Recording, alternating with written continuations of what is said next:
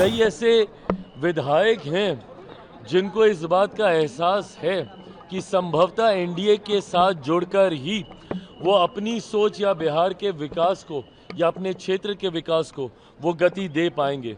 ऐसे में कई विधायक गाहे बगाए हम लोग के भी संपर्क में हैं जो प्रधानमंत्री नरेंद्र मोदी जी की सोच के साथ जुड़ना चाहते हैं, मुख्यमंत्री नीतीश कुमार जी के नेतृत्व के साथ जुड़ना चाहते हैं। पार्लियामेंट का सेशन और बिहार विधानसभा का सत्र दोनों की शुरुआत होने जा रही है और दोनों जगह एनडीए ने जिस मजबूती के साथ अपनी उपस्थिति दर्ज की है, ऐसे में अगर मैं बिहार की बात करूं तो ये शुरुआत होगी उन वादों को पूरा करने की जो चुनाव प्रचार के दौरान एनडीए के द्वारा, हमारे नेताओं के द्वारा, हम लोगों के द्वारा जो वादे किए गए थे, संकल्प पत्र में जिन बातों का जिक्र हम लोगों ने किया था।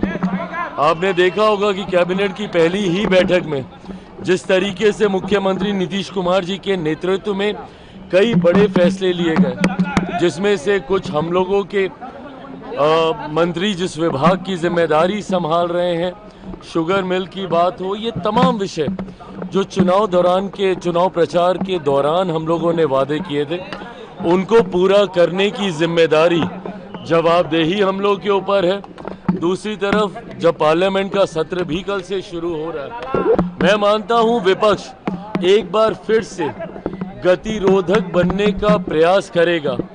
जिस तरीके से मॉनसून सत्र में बाधा डालने का प्रयास विपक्ष के द्वारा किया गया, उनके पास सिर्फ एक ही लक्ष्य अब रह गया है कि ना वो काम करेंगे ना किसी को काम करने देंगे।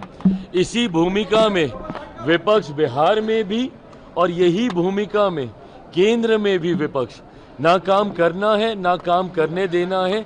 ये सोच गलत है विपक्ष की।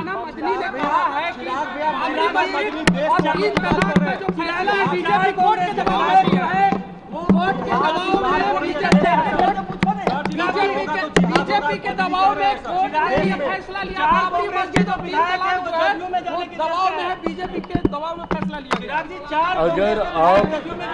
अगर आप न्याय प्रणाली पर भी भरोसा नहीं करेंगे तो ये गलत है ना।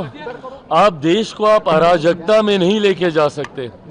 कानून व्यवस्था जिसके ऊपर और कोई नहीं है, कानून के सामने हर कोई एक बराबर है और भारत में कानून का राज चलता है। न्याय प्रणाली पर भी अगर कोई भरोसा नहीं करेगा तो इस सोच के बारे में कुछ नहीं कहा जा सकता। भारत की न्याय प्रक्रिया जिस तरीके से बिना कोई पक्षपात किए सत्य के साथ न्याय की स्थापना के लिए कार्य करती है, ऐसे में अगर आप उसको भी किसी राजनीतिक दल के दबाव की बात कहेंगे तो आप बुनियादी ढांचे के ऊपर प्रहार कर रहे हैं। आप न्यायिक ढांचे पर प्रहार करके कहीं ना कहीं अराजकता का माहौल देश में उत्पन्न करना चाह रहे हैं। तुष्टीकरण की राजनीति से आप भेदभाव की भावना को भड़काने का प्रयास कर रहे हैं, ये गलत है। जेडीयू के साथ जाने की बात हो रही है, तेजस्वी ने बैठक बुलाया, कांग्रेस के विधायक नहीं पहुंचे। देखिए, मुझे नहीं पता कि कौन किसके साथ जाने की सोच रख रहा है, नहीं रख रहा है। एनडीए अपने में इतना ज़्यादा मजबूत है, 200 से ज़्यादा सीटें जीतकर हम लोग का गठबंधन है। ऐसे में मैं ज़रूर मानता हूं कि कई ऐसे विधायक हैं जिनको इस बात का एहसास है कि संभवतः एनडीए के साथ जुड़कर ही वो अपनी सोच या बिहार के विकास को या अपने क्षेत्र के विकास को वो गति दे पाएंगे। ऐसे में कई विधायक गाहे बगाए हम लोग के भी संपर्क में हैं जो प्रधानमंत्री नरेंद्र मोदी जी की सोच के साथ जुड़ना चाहते हैं, मुख्यमंत्री नीतीश कुमार जी के नेतृत्व के साथ जुड़ना चाहते हैं। कब कौन किसके साथ जुड़ रहा है ये मैं कह नहीं सकता, बट विपक्ष जिस तरीके से पूरी तरीके से धराशाही हो चुका है, मुझे नहीं लगता कि इस डूबती नाव में कोई और अब रहना चाहेगा।